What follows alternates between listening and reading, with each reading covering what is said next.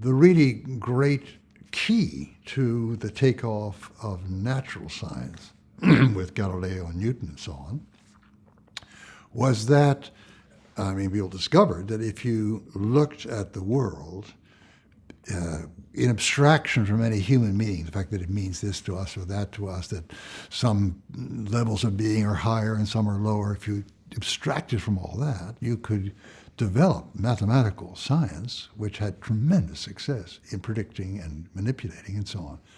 See, but exactly that move, taking the meaning out of it, is what means that that kind of stuff can't help us understand ourselves. So the great mistake of that picture, well, science starts and then we get rid of superstition and then we put it all on a very empirical basis and so on, is that it neglects this tremendously important fact.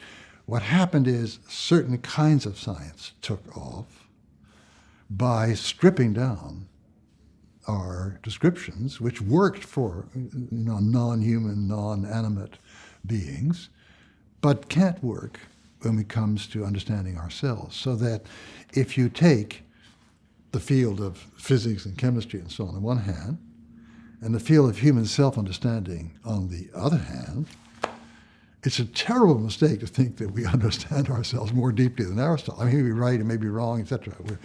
Anyway, we don't agree with each other. We're pretty well established about Einstein, Newton, and so on. That's what physics is about, plus the changes that are coming about. But, we're just as much at sixes and sevens about what human life is about what a good life is, about, you see, that idea, that a notion of a shift to science across the board is just a myth.